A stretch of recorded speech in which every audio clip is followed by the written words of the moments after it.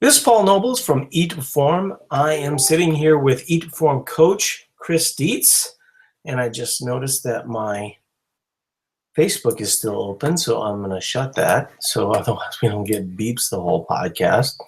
So Chris, why don't you tell everybody hi and then talk a little bit about, when you started Eat to Perform as just like a basic introduction. Sure, I'm Chris. Most of you know me from Slot or the forums. I started ETP as a member. I'm just going to interrupt you for just a second. Most people don't know what Slot is, actually. Slot, most of the people listening to the podcast, there's a lot of people that listen to this podcast that aren't members.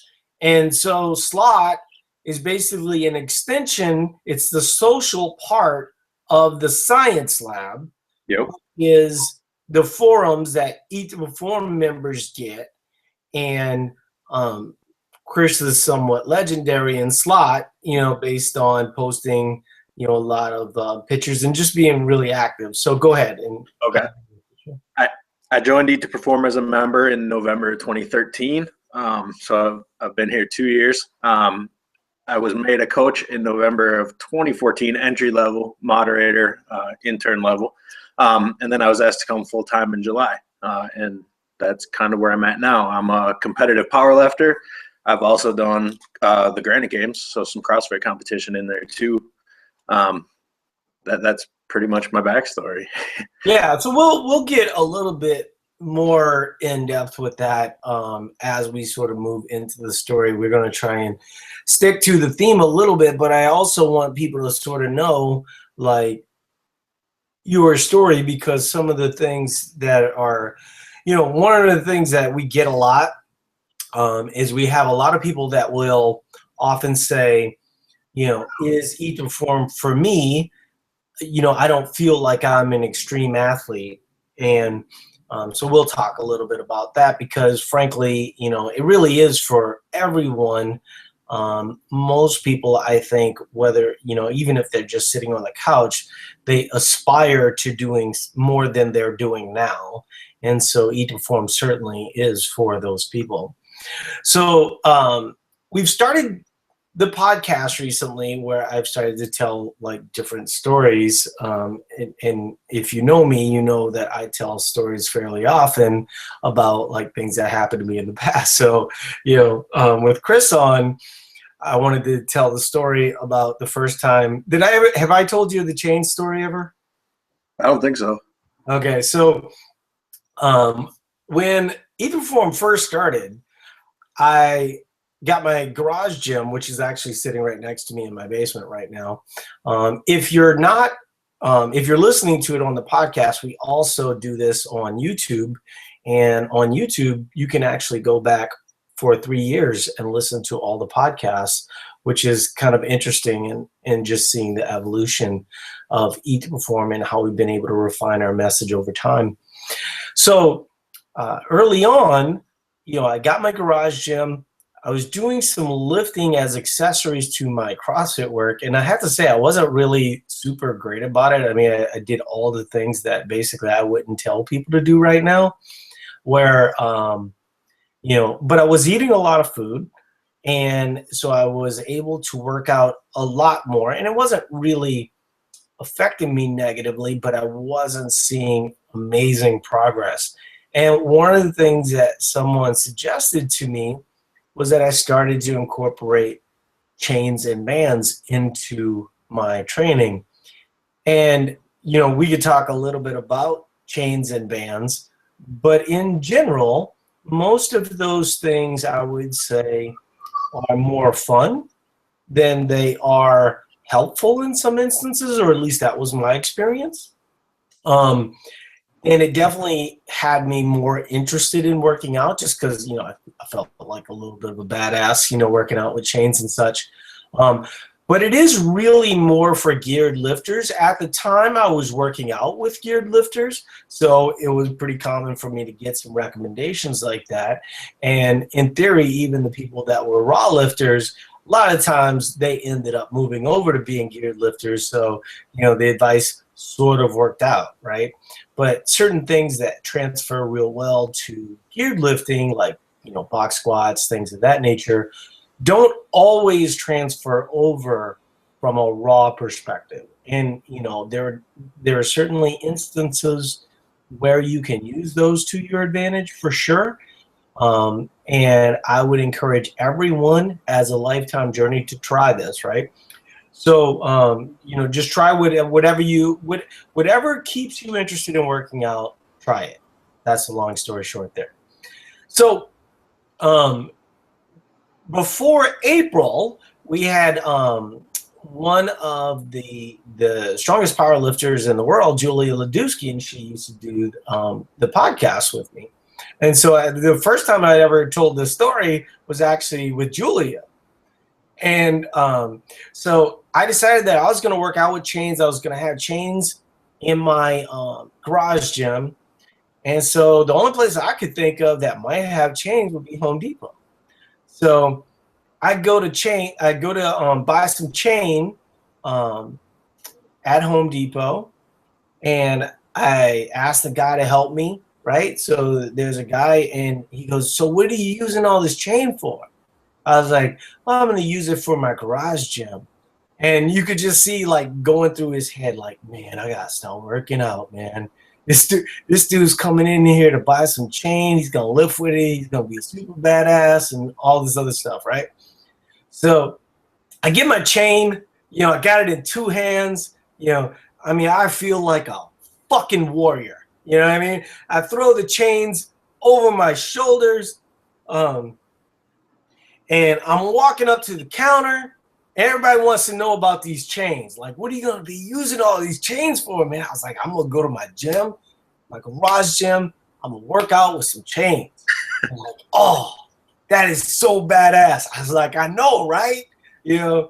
So I put the chains on the counter, and the woman charges me for it. Now, I didn't think about it at all at this point, but I get it at home, and I've got like a system where the chains are kind of hanging down from the bar and stuff like this. And so I thought to myself, well, it would be helpful if I knew how much these chains weighed. So I stepped on the scale and I weighed myself, and then I grabbed all this chain, then I stepped on the scale, and it was 12 pounds more.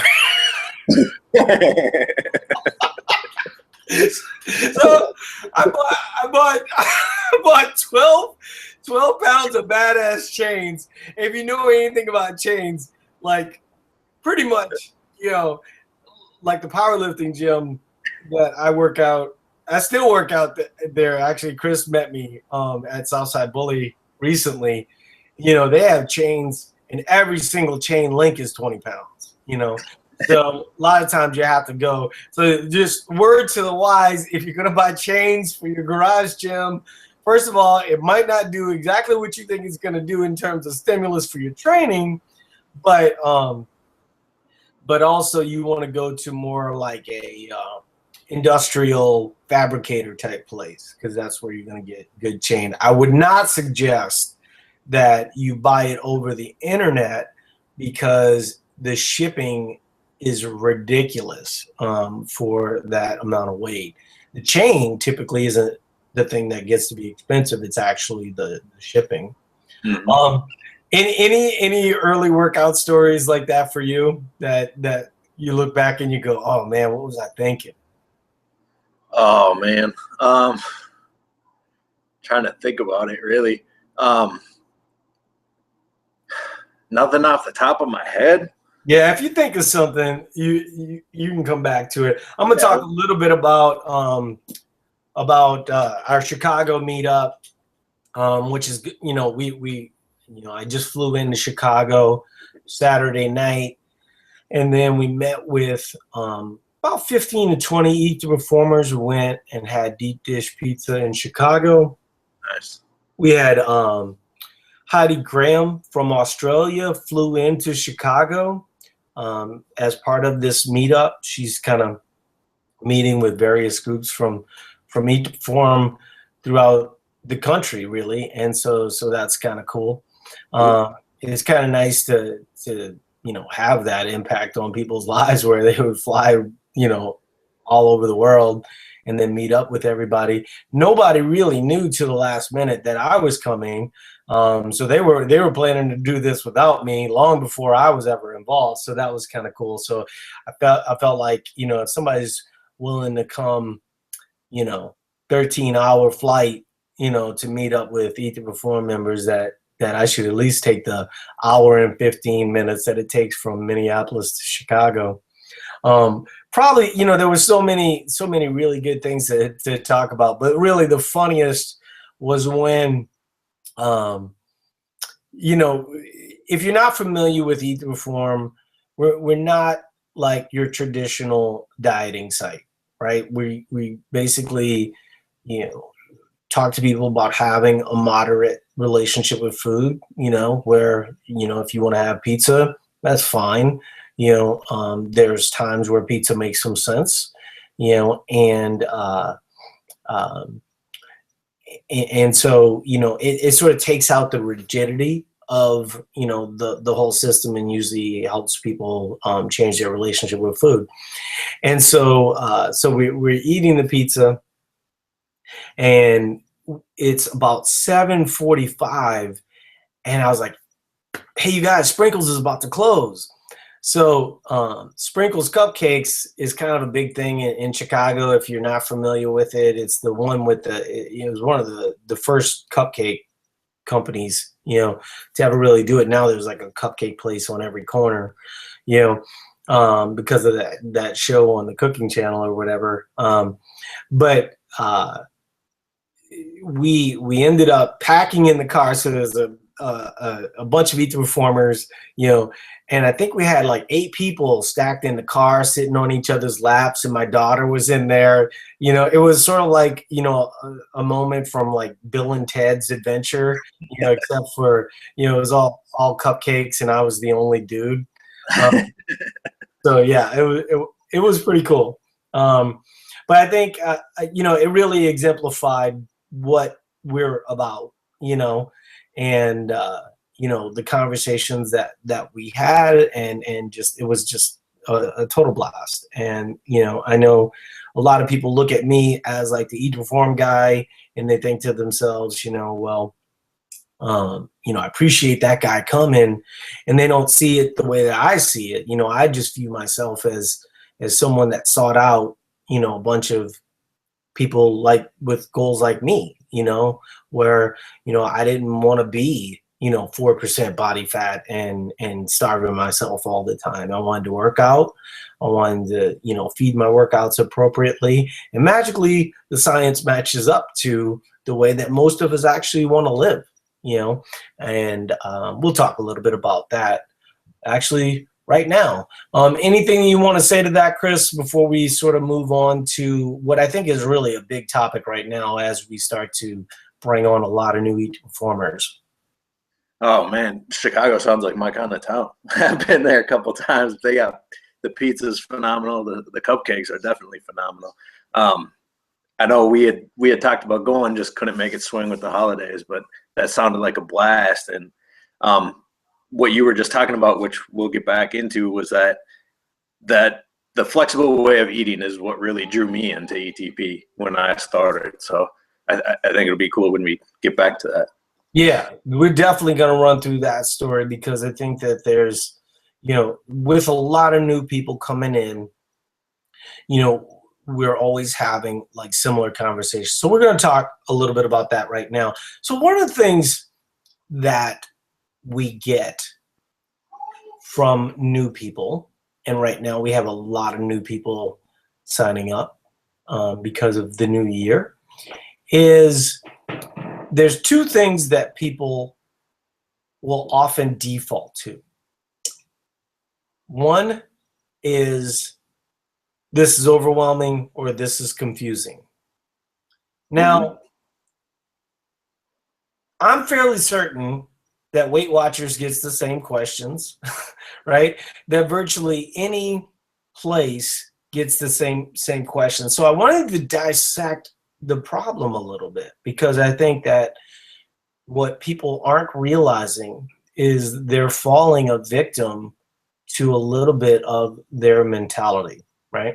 So one of the things that I wanted to talk about right from the get-go, when a lot of people say that they're confused, what they're really saying is, I'm confused because I have fat on my body and therefore I must be overeating. And the reality of the situation is that's actually not true for a lot of people. And I could make an argument for the fact that it's not true for any person on the planet.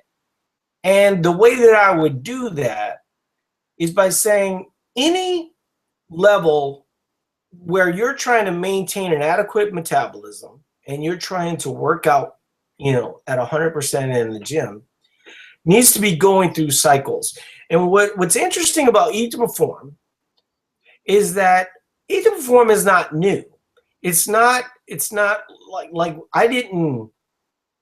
not the first person to ever talk about eating an adequate amount of food for what you do. I am the first person to talk about it for 47-year-old people, right? And I have to say, when I first started writing the articles and things of this nature, which is 3 years ago, I've been working with clients for roughly 6 years. I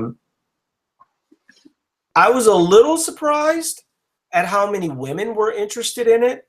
And I would say that the good majority of Eat to Perform customers are actually women. And I guess, when you think about it, from a standpoint of fat loss, women are a big target market. So I guess it shouldn't totally surprise me. But the long story short, related to metabolism, related to this is so confusing, is you're still caught in the mindset of, I need to have starvation macros to reach my goals. The question is, this isn't your first time with, starvation macros, whether you've done, any kind of dieting in the past, even something like paleo where you're eating intuitively, a lot of the times you're going to be overly reliant on things that are going to mess with your hunger signal and keeping your metabolism lower. And so a lot of the people, when we start having them track their, whole food way of eating, which we actually don't even call it paleo, we just call it whole foods, right? And we have whole food templates that we use for our meal planning, and that's what our customers use, and we provide them, full week of foods and things of this nature. But when people start to track it, what they realize, if they were doing an intuitive way of eating, that they were just under eating. You go, well, okay, aren't I supposed to undereat to lose fat? Well, the question is, how'd that work for you, right? If you've been doing it for a long time, if you're listening to this right now, my argument would be it ain't working for you at all, right? So when you look at Eat to Perform, really simply, okay, it's not overwhelming, it's not confusing. It just doesn't fit your narrative. That, what people want to believe is that they can starve themselves to optimum body composition, and that's just not how it works. And that's not how it works for athletes. That's not how it works really for any living organism. The way that, we've evolved as human beings is we store body fat for times where food is limited. A lot of people will argue that, well, food is in abundance now, so therefore, that's what's causing the problem.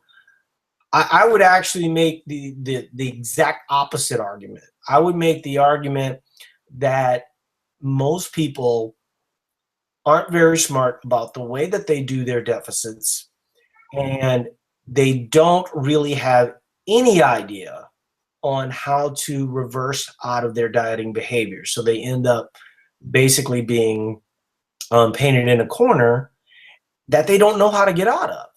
And if you look at what we do well with Eat to Perform, I personally think that we have the best formula for a deficit out there. But the problem that you run into is that we just don't believe in extremes. And so what we try to do is just sort of get you on a moderate path. Now, it really depends. I mean, if you're a 275-pound male, you weigh 5'8", you know, and you first start Eat to Perform, and you go through like a performance focused fat loss cycle that, you know, coaches walk you through or whatever, you know, you can lose 15 pounds fairly easily, right? If you're a 119-pound female, you know, obviously the same type of results aren't going to happen. So there's some spectrum for all kinds of people there. But I think that that's the majority of what people are saying when they say, I'm confused. Now we'll talk about overwhelmed here in a second, but what are your thoughts on that, Chris? Because I think that, you know, from the standpoint of confusion, I mean, pretty much everyone else is saying down, down, down, down, down all the time, as if that's the way that a metabolism thrives. And the science just doesn't back that up. Not at all. When I started, I had gotten painted into that corner you're talking about. I had spent years cutting and cutting and cutting and cutting. And my problem was that I had no reference point to go on. I didn't know what my TDEE was. So cutting further and further and further made no sense. From somebody on the outside looking in, it wouldn't have made sense. Or if me now is looking at me then, it doesn't make sense. And I would tell myself the exact same thing I tell people who say that they're confused, that you have no option at some point but to go up. Right. Yeah, so that you get painted into that corner, you can show them the ladder. And it's so contrary to everything they've been told that it's hard to accept that that ladder is the way out, and that you have to spend some time on the upside, and you have to spend some time building your metabolism, building your lean mass to be able to support your ability to lose more fat. What's interesting about what you're saying is that they actually do know it. Because I remember even back to my early days of Weight Watchers in my early 30s, right? Mm-hmm. It was a very common thing where they would say, like, hey, look, you just can't be dieting all the time. They didn't have a real good formula for how to reverse out of it. And I don't think they still have a real good formula to reverse out of it. And I don't think the good majority of people do. I think that, you know, most people going into 2016, they're probably going to lose weight doing the same thing that they've always done. Most people know how to lose weight. Yep. You know, if I put a gun to your head and I said, I need you to lose 15 pounds in 2 months, most people could do it, right? Yep. But what they would have to do to get there is ultimately the thing that's going to lead them down the path of obesity over time. Essentially, what they're going to do is eat away at their muscle. They're not going to feel like working out. You know, one of the things that we've really been stressing a lot in group coaching, you know, with our group coaching clients, is that when you're in a deficit, your volume really needs to stay fairly high. Now, you know, one of the things that we sort of coach people to do is, one, move to a little bit more hypertrophy style training so you can have a little bit more rest. And so if you're in a deficit, right, and you're doing something like CrossFit, you're going to have to rethink your CrossFit. One of the things that I always suggest for people is, if you're, you know, an RX, you know, person through CrossFit, and you're a male, if you're in a deficit, you know, and this would work even if you're doing an approach which I don't consider to be as good as Eat to Perform. But if you were doing, you know, the standard, you know, just eat less approach, the best thing you could do by far to keep your muscle is move the weights down. You know, for guys, if you're doing the men's RX, move to the women's RX for the period that you're doing a deficit, and you'll maintain a little bit more of your muscle because of the volume. And actually, Chris has experience with this because one of the, I think it was like, it was the time, it was the last time he did performance focused fat loss. He didn't lose any weight, but he gained 5 pounds of muscle. And the reason why was he kept his volume up. Before I have Chris comment on that, I do want to say one thing. Another way to address the volume thing, and there was always like this misconception related to this idea. When you add another deficit day or another rest day, people often thought the deficit was the magic. It definitely helps, and if you can, keep your low intensity work in and get a good 500-600 calorie deficit on those days, that's a plus. So you don't want to just like sit on the couch and do nothing, because ultimately you won't end up having much of a deficit. So getting out and doing something matters.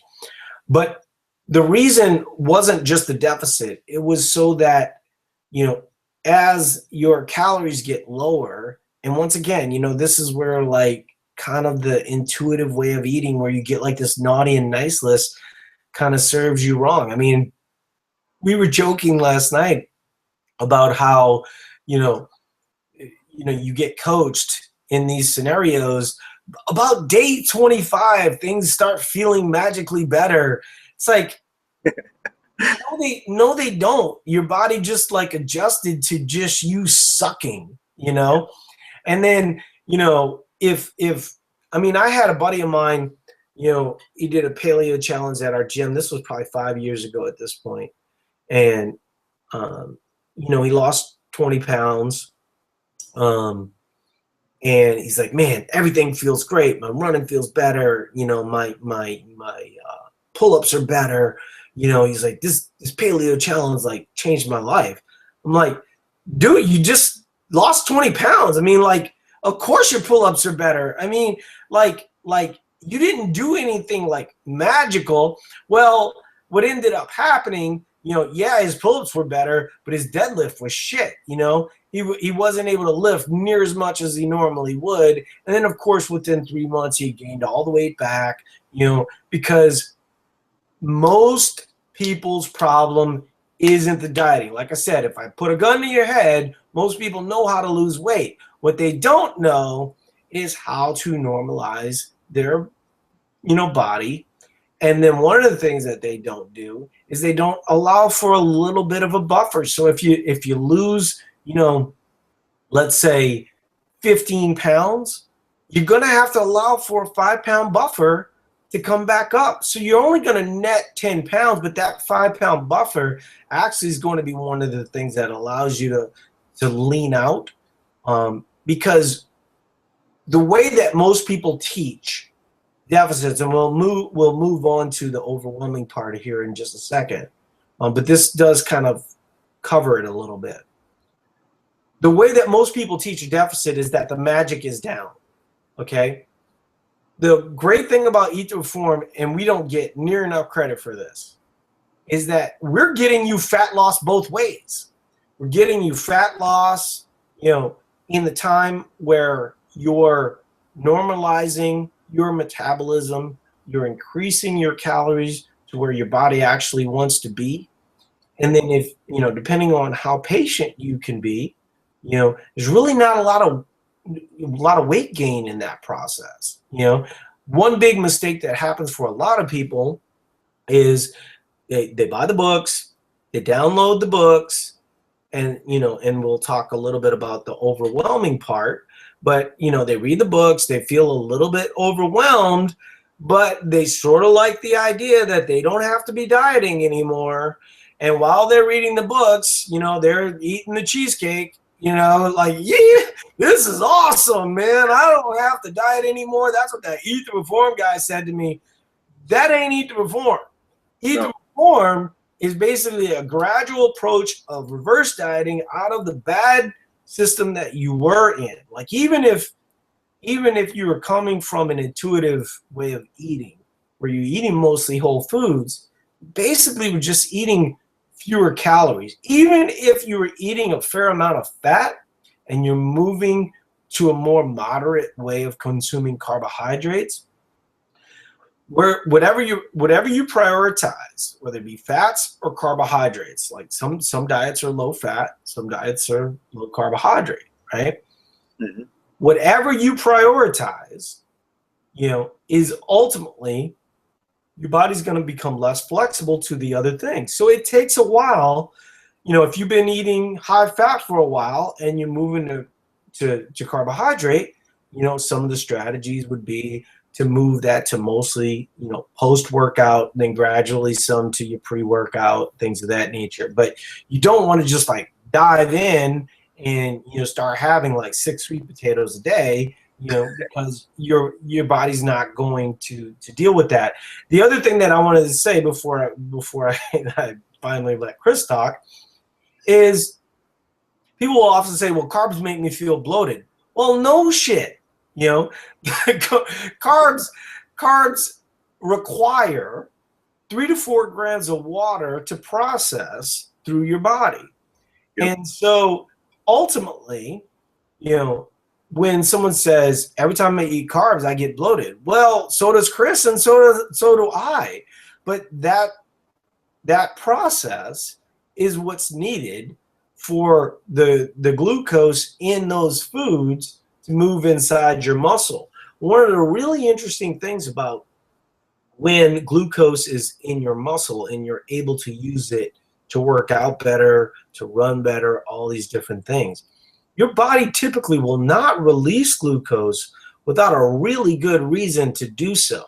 So glucose is not going to store as fat once it loads into your muscle. And that's a really important thing for people to realize, because if you're coming from a low carbohydrate way of eating, a lot of times your body is relatively sensitive to insulin. And those folks will end up gaining lean mass relatively quickly, and a lot quicker than someone like Chris or myself who actually eat a moderate amount of carbohydrates. So obviously I covered a lot of the area there, but I just wanted to, there was just a lot of ground that needed to be covered. Yeah. Any thoughts on what I'm saying, or just kind of how the mentality changed? Because you kind of came from relatively low carb background. Yep. I was very low carb at the time and had to increase my calories and my carbs. And I suffered through all those same I use that loosely, but through all the same symptoms or situations where I was dealing with that bloatedness, and that I wasn't quite sure what that meant at the time. But the coaches helped walk me through. Specifically, April was the main person I was dealing with at the time. But and like you just said, I put on a lot of mass, a lot of lean mass right in the beginning because I was as insulin sensitive as I was. So I saw these huge PRs right away. And then eventually I leveled out and got to my TDE, and I was leaning out still, but I wasn't adding as much mass. And then we had to get into the cycles like you kind of touched on, where you had to spend some time up and some time down and sometimes up and sometimes down. And after that last PFFL, where, like you said, I didn't actually lose any weight, but I did gain 5 pounds of muscle, and I dropped my body fat percentage from like 25 to 15%, something like that, roughly. Yeah.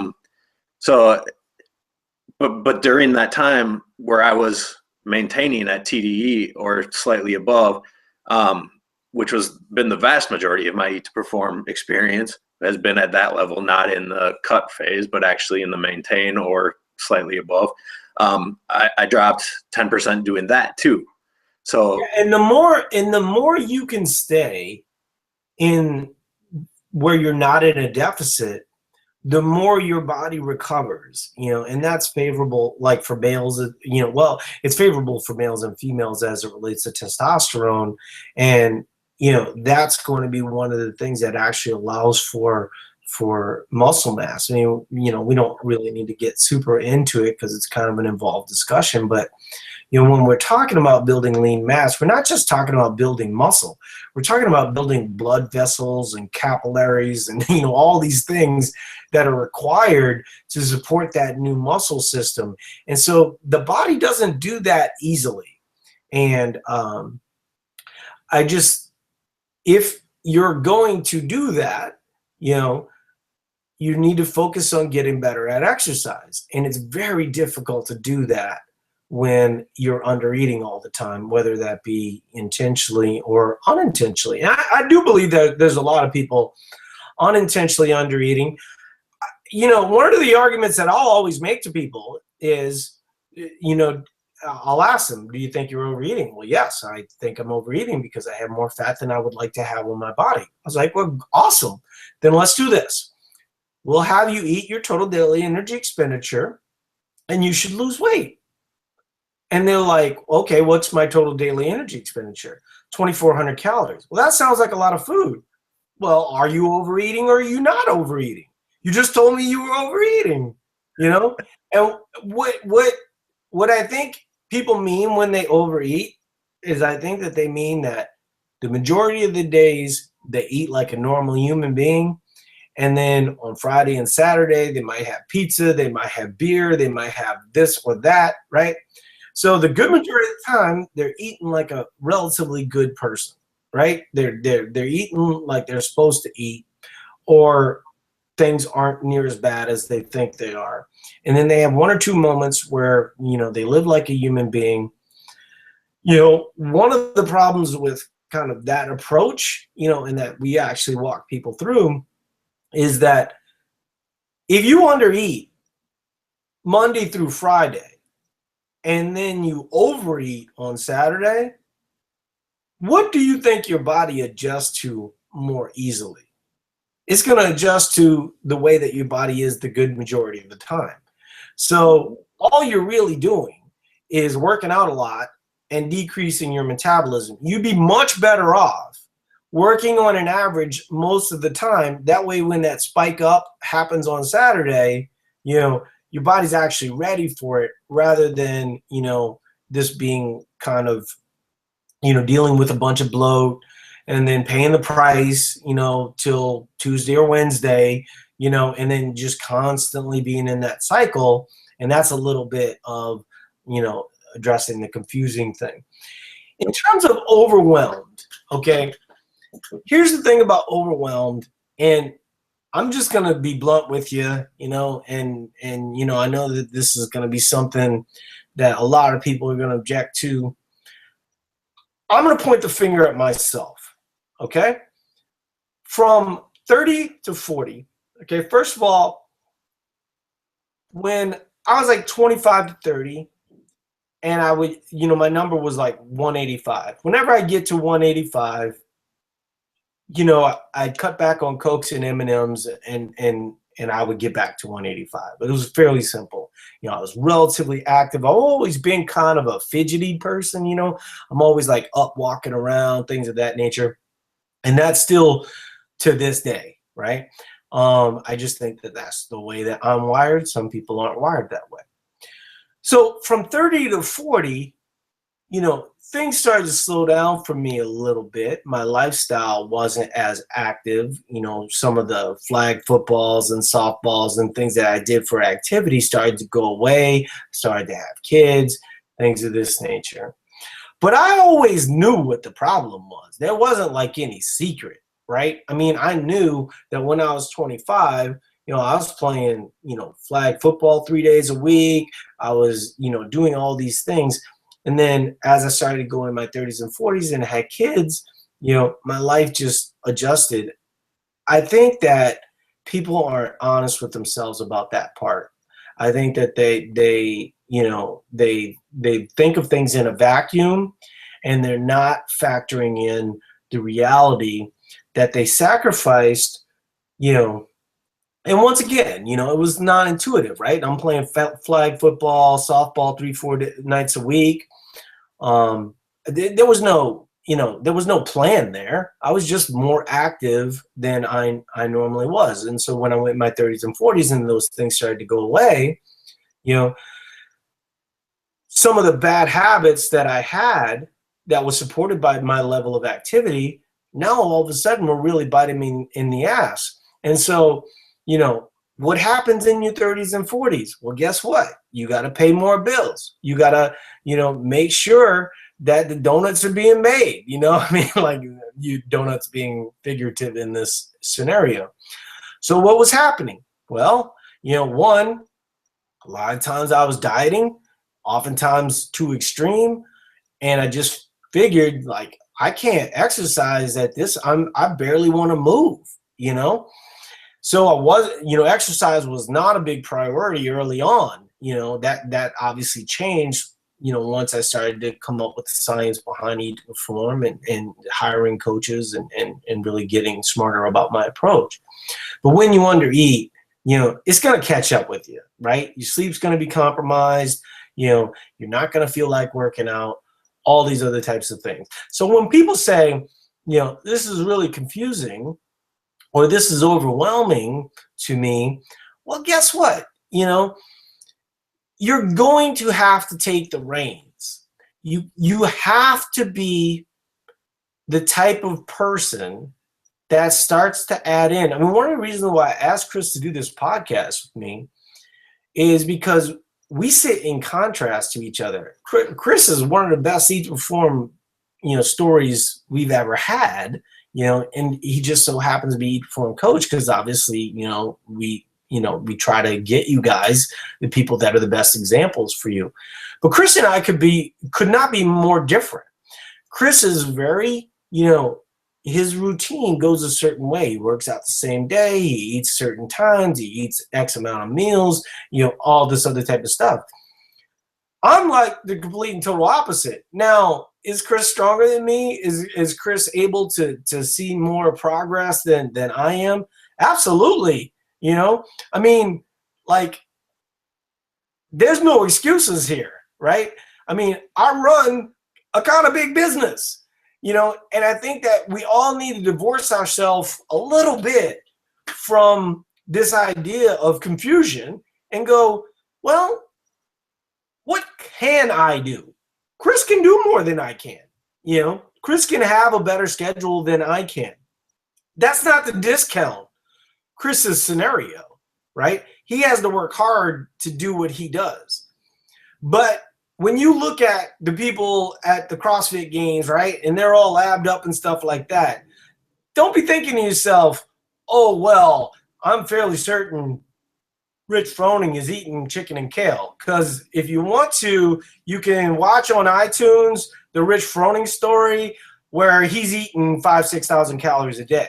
Why? Because he works out 6 times a day, right? So if you want to work out 6 times a day, you know, and make that a big priority in your life and live in a little tiny house, you know, you know, I mean, like there's ways to structure your life, but that might not be reality for you, you know?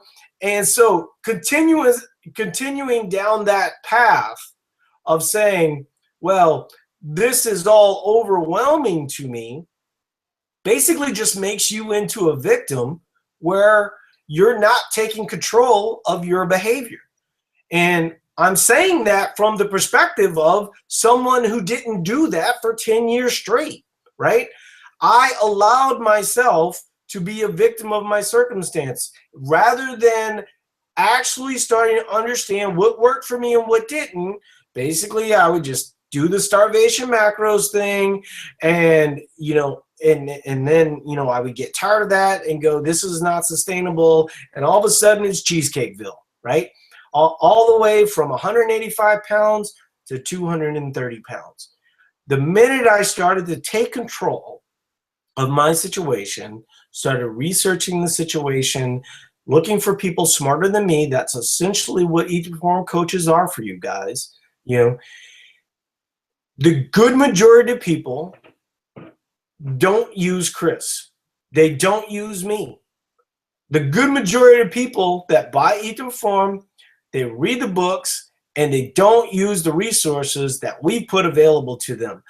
The good majority of diets and dieting type systems don't have any level of support or the support that they do give you is like, attaboy, kid, keep eating nothing. It gets better over time, which is total bullshit. You know it don't get better over time. You've been down this road too many times, and that's why you're still listening to this podcast. So what I'm saying to you is, don't allow yourself to be a victim. That was the thing that made the biggest difference in my life, is that I said to myself, I am too smart to be fat, and fat is relative. At 230, I was morbidly obese, right? When I was, there's the picture on the sales page where, I'm 162 pounds at 21%. 6 months later, I got 15 more pounds of muscle in my frame, and I'm 9% at 165 pounds, right? So what was the difference there? Well, one, there was research, there was understanding my body and asking for help. Ultimately, like Chris and April and myself, and we weren't all there at that time. We were still trying to figure that out. But that's what Mike Nelson was available for me back then. And I had a kind of team of resources. There's still a bunch of PhDs that we use for our coaches course that I bother to this day.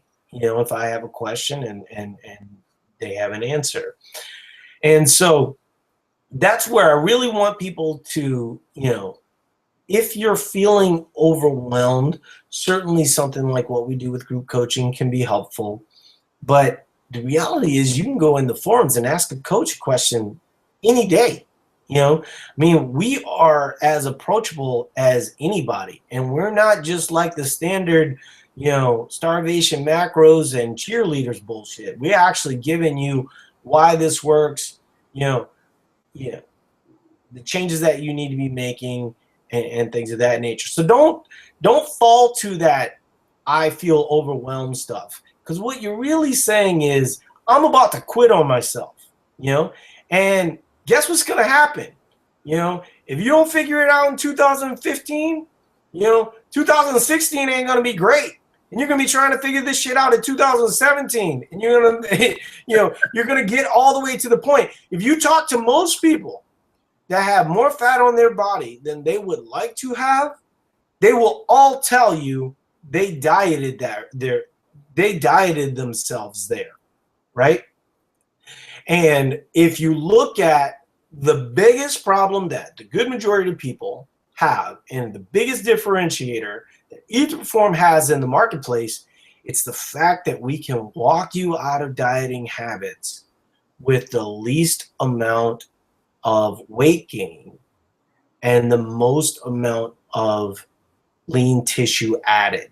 That's our big game changer. And that's the game changer, because when you look at the good majority of people, don't have a fat problem. They have a muscle problem. And so when you say you're overwhelmed, what you're really saying is I think the path for success for me, there's always a tax that comes anytime you change your life. Anytime you try to make some level of progress, you're going to have to take away from here. We all know this, right? You're not working out a lot now, right? But you're going to need to be working out 2016. So what are you going to take away? Well, guess what? Going through the drive-thru at McDonald's, probably not going to be doing that much, right?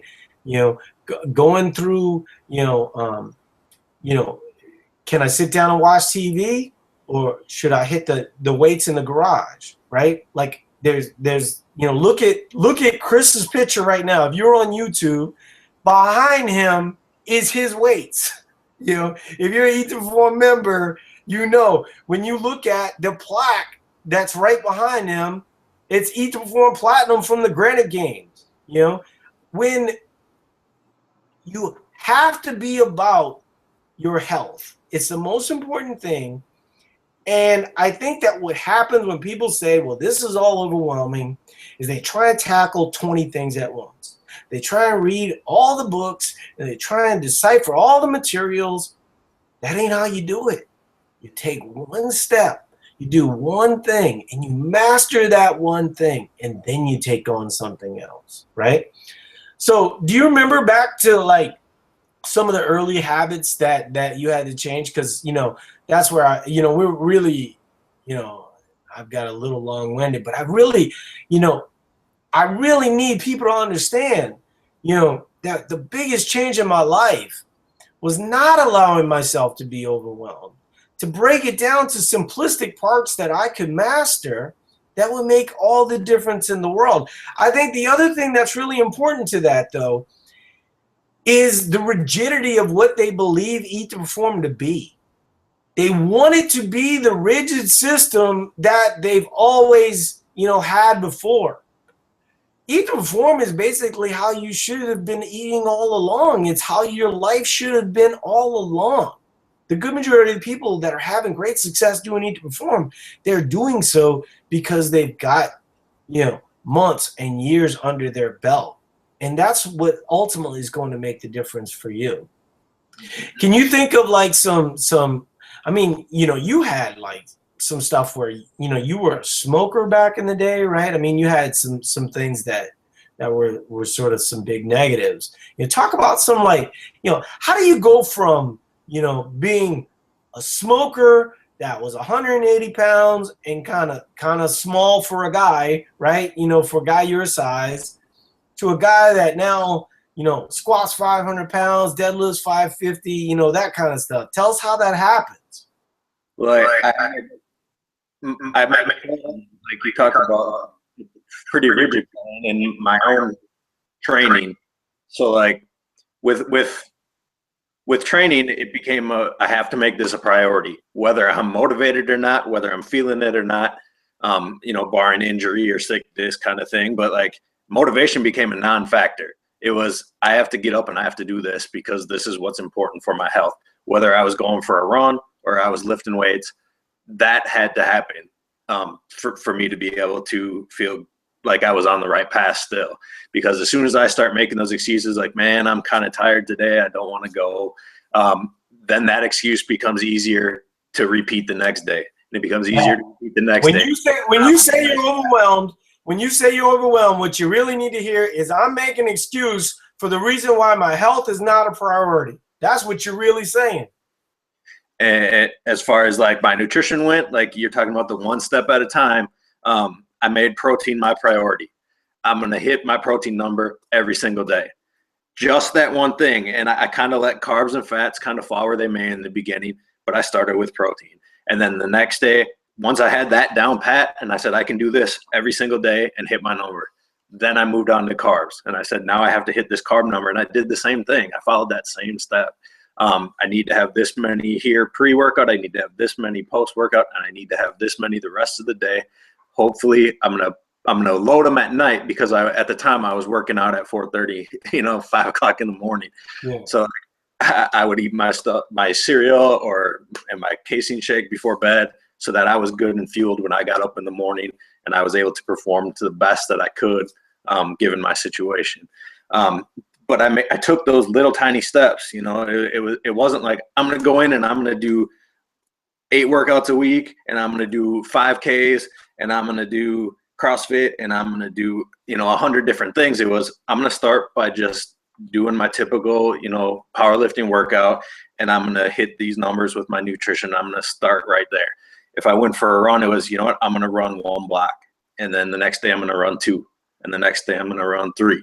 It was this slow, steady progression of baby steps to get to where I'm at now, where I'm almost squatting 500. I'm benching 350 and lifting 550. It's like I didn't wake up and do that.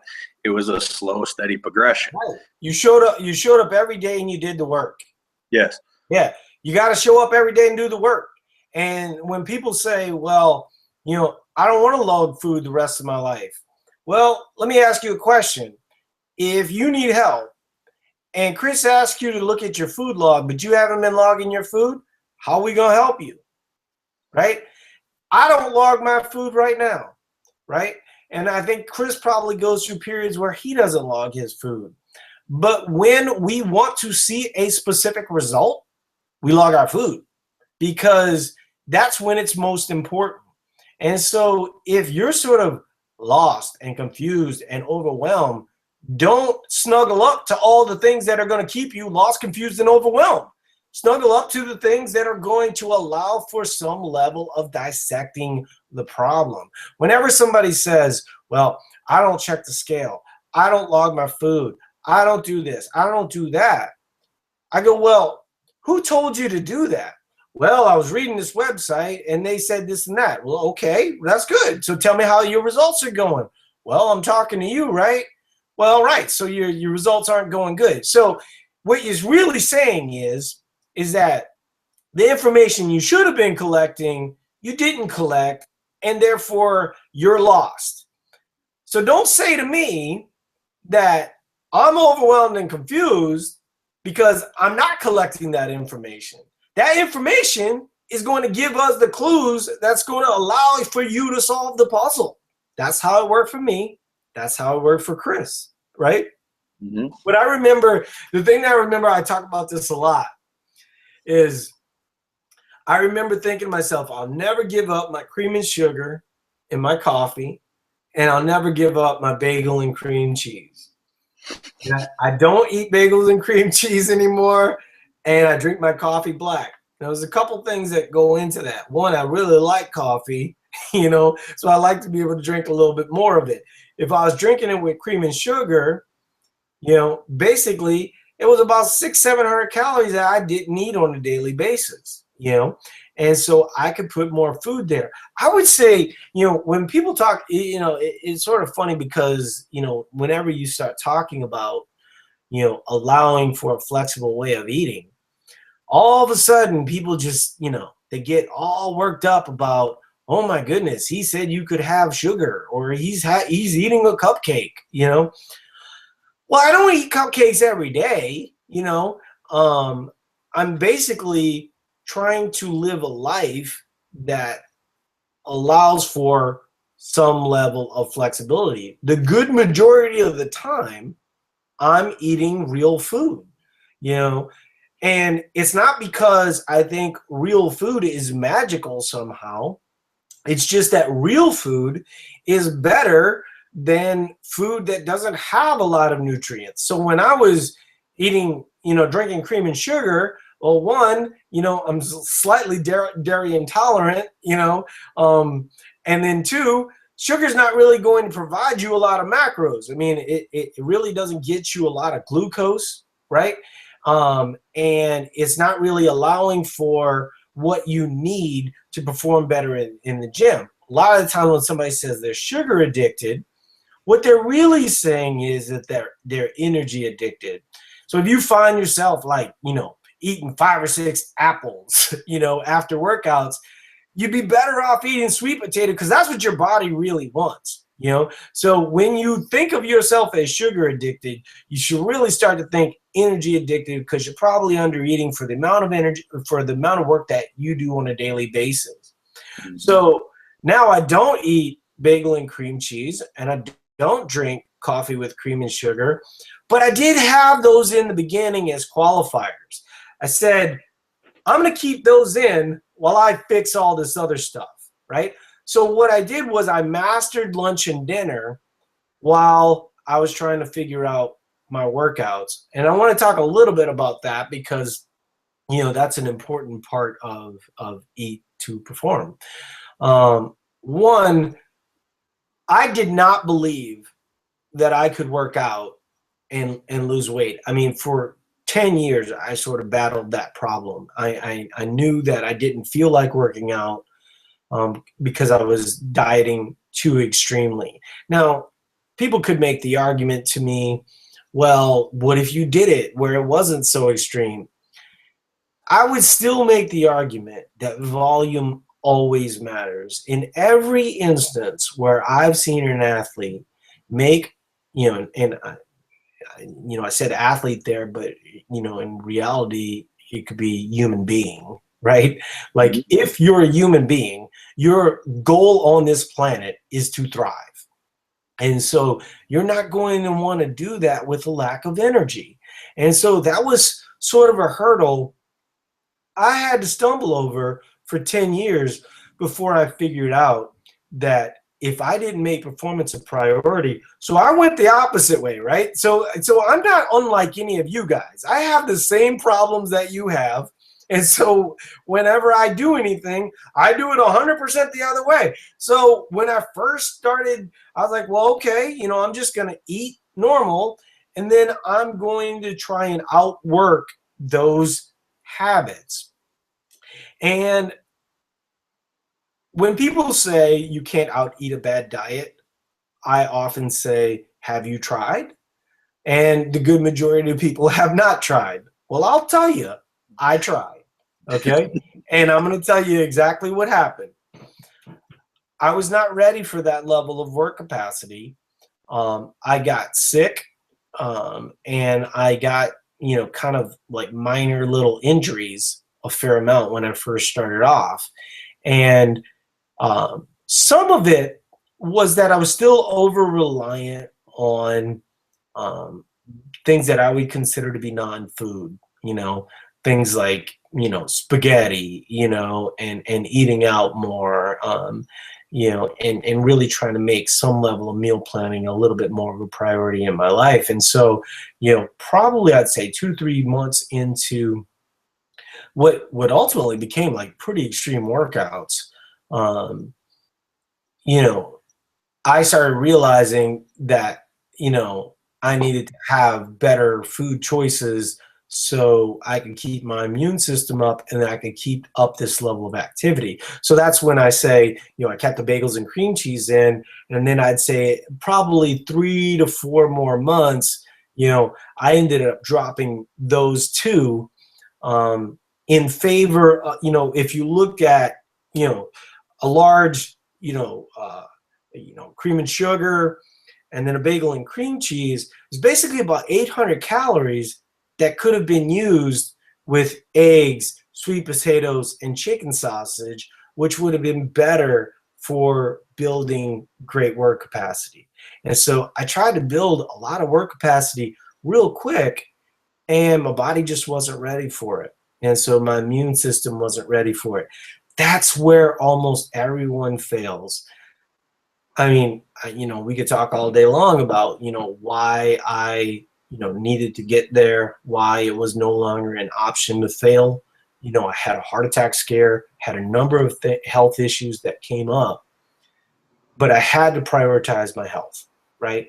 And I think the good majority of people, one of the things that we're big advocates of Stephen Blair, and one of the things that Stephen talks about is fitness over fatness. And what Stephen is saying with fitness over fatness is that even if you're carrying a little bit of body fat, you're much better off being active and making fitness a priority. So usually when someone asks me what's the first thing I could do, is walk around the block right now. You can literally start changing your life right now walking around the block. And then you master that, right? And then you start walking around the neighborhood, and then you start eating eggs instead of an egg McMuffin, and you start to just gradually make these changes. When somebody says that they're overwhelmed, I think that what they really want is they want a paradigm for fitness that might not fit their life. What worked for me might not work for Chris. What works for Chris certainly wouldn't work for me. I couldn't put a 500 pounds on my back and sit down and get up, right? That's not my reality. So my fitness looks different than Chris's fitness, and it might look different for a female. Any thoughts on what I'm saying? Because we obviously went a little bit long here. I was the same way. I was like, I'm kind of known, like you've given me the nickname Mr. GMO because of Oreos and things like that, and Pop-Tarts or whatever, but I don't eat as much of that as people think I do. I eat mostly whole foods because that's what's going to get me to my goals the best. Or if I'm going to eat something like that, it's for a reason. If that reason is just joy, it's very limited, but you got to eat whole foods, but you can't make those changes overnight. That you got to do it in steps. Like it's a baby steps, man, baby steps, one at a time. Well, what people want to do is they want to solve a lifetime of problems in 15 days. You know, Right. they want to pull the Band-Aid off all at once. Yep. No, I mean, I hate to go all Dr. Phil on you, but how's that been working for you? You know what I mean? Like the long story short is, you know, you can love yourself right now. You know, if you go, well, how does a person go from 230 pounds to 150 pounds? You know, well, I loved the person at 230 enough to be committed to the 150. I think that a lot of people, as they're walking through the Eat to Perform process, you know, the first thing to come back is the fact that they start to care for themselves again. And that is so, so huge, you know. And I think if you were looking in 2016 and you say, well, what's the one thing I'm going to do that's going to be a priority in my life? Don't talk to yourself the way that you would not allow someone else. They had someone in the forum say some stuff, you know, about the way that she looked, and she was uncomfortable, and she did not, you know, like the way that she looked in the mirror and stuff like this. I said, if somebody said that to you, right? Somebody walked up to and said that to you, I would punch them in the face. I would not allow someone to talk to you that way. Yet we allow ourselves to talk to each other, you know, to ourselves that way. You know, now I don't, Chris doesn't. We know that that's an important part of the process. You know, you have to care for yourself enough to go, you know what? The process is not linear. One of the things that one of the most important articles that I've ever written is actually not a really popular article on Eat to Perform, because, you know, it doesn't fit with people's narrative. What they want is quick and easy, right? But it's that you can't do Eat to Perform wrong. And what I'm saying there is that rigidity was never the answer that you thought it was going to be, you know? And so when somebody says, well, I'm so overwhelmed, I'll grant it, you know, if you were eating like an idiot, you know, I mean, when, you know, at 230 pounds, basically I ate for sickness, I ate for health, I ate for joy, I ate for sadness. I always ate, you know, I always figured out a way, you know, to make eating a priority and driving through drive-throughs or whatever. But I didn't make going to the gym a priority. I didn't make walking around the neighborhood a priority. I didn't make all the little things. It's the, you know, it's when you think of things as big problems, you're kind of screwed, right? Break them down into little problems and start solving those little problems real quick. But if you really want the secret sauce is to love yourself today. You know, I know that sounds kind of like cheesy and stuff. You know, it's like two dudes sitting on here talking on a podcast, on a podcast that mostly chicks are listening to. But honestly, I mean, you know, I hate to be like all touchy-feely guy, but, you know, we talk a lot about you can't hate yourself lean. I mean, there's probably some people that do that, but I don't think that they enjoy the process once they're done, you know, and I think that they have a disordered relationship with food at the end of that. You know, when it comes from a place of caring for yourself, that really makes all the difference in the world. But the thing we'll sort of close on here is, you know, and we'll have Chris on, you know, and we'll have him talk his story. But, you know, if you're in any of the Eat to Perform groups on Facebook, you know, Chris is one of the most active people, and he talks about his story a fair amount. And I think that a lot of people derive a lot of motivation from Chris. He has a very important role with what we do. And I don't think he even notices the level of reverence that people have. You know, we have actual CrossFit Games athletes that we work with. We have people that will potentially compete in the Olympics. Chris does a powerlifting tournament, posts 3 or 4 videos, and like 600 people like it, you know? And so, you know, what I said to him privately at that time was, you know, the reason why so many people care about your journey is because you care for their journey, you know? And I hope that's what everybody gets out of these discussions. Don't think of like, Paul or Chris are sitting here judging us. He says I'm making myself into a victim. What we're saying here is it's easy to fall into a victim role, and that if you can take control of things, you'll be much better off. But it's a process that starts in a very small way, and then at the end of the day, you'll look back. I look back to all the years past, and it's just shocking. It's shocking to me that fitness is a priority in my life. It's shocking to me that I eat 3,000 calories a day and I weigh 175 pounds. It's shocking to me, all the things that I do on a daily basis. But I hope, as the guy that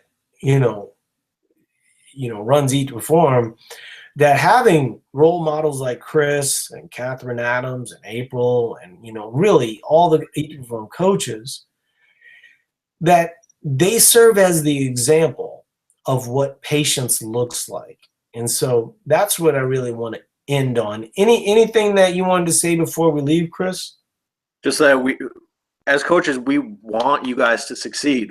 We want to see you get what you want, what you came here for. Like, we're not going to tell you something that we don't believe in, because we've all done it, and we want you to get there. So like you're saying, man, it's about loving yourself, and we want to help you find that, because that's truly where the transformation comes through. You started in November 2014. 2013. Yep. Okay. Tell me how many people have asked you a question that you said, I just won't answer that? None. Right. So what we're saying to you is you have the resource. Okay. If Chris doesn't know the answer, he has PhDs and physicians that he can ask the answer for you. So he'll just say, I don't know the answer, but I'll get you the answer. Okay. So the only thing stopping you from success is you and your ability to dissect your problems one by one and allow for some level of patience. The problem isn't the fact that you aren't, you don't have enough willpower, or you're not doing enough of a rigid plan. The problem is your timeline. You want results too quickly, and you haven't done the work. You got to do the work. You got to eat the food, and you got to allow your body to recover and be the way that it wants to be. And sometimes, I think this happens for a lot of the women in the group, you have to sort of change this ideal image that you believe. And that's the other thing too. Like, don't fall into that, it's the media bullshit. The media ain't doing shit to you. The media ain't saying to you, you need to look like Gwyneth Paltrow. You're the one that's saying to you, you need to look like Gwyneth Paltrow. Who gives a shit if you look like Gwyneth Paltrow? like you're you. Look at your mama. Look at your grandma. What did they look like? You know what I mean? Look at your dad. Like who are the people that you came from, and what do those people look like? Maybe you're going to look like some version of them. I think the good majority of the time, people say, I, feel like a victim of society's pressures and stuff like that. That's all bullshit. It ain't true if you don't internalize it, right? It's your internalizing it that makes the problem. So is it their problem or is it your problem? I always say, like I had an article we used to put out fairly often. The marketers aren't to blame. The marketers are just giving you what you want, right? Mm. It's you that's to blame because you're the one that basically is buying the stuff that they're selling. Quit buying it and they won't quit. They won't sell it. You know what I'm saying? So like, we can shut down Taco Bell today, right? But we don't, because ultimately, we allow ourselves, to prioritize that over the walk around the neighborhood or over putting chicken in the crock pot, and, quit saying you don't know the answer, because you do know the answer, right? There's no mysteries out there. I knew what my problems were. Chris knew he shouldn't have been smoking 2 packs a day, right? So let's quit it. Take the reins. 2016 is going to be different, because all that 15-day bullshit, 30-day bullshit, 2-month challenges, all this other type of stuff, we're going to get you out of that. And we're going to change it from, these instant results, to a realistic approach to what health and fitness looks like, and where you have the resources to achieve the goals that you want to achieve. So I appreciate everybody being here. I appreciate Chris taking the time. He didn't have to do this. And, but, I know, I wanted to have him on for a long time, and I'm going to try and get him on where he actually gets to talk, sometime soon here. So, all right, guys, I'll talk to you later. Chris, you want to say goodbye to everybody? Later, guys. All right, talk to you later. Bye-bye.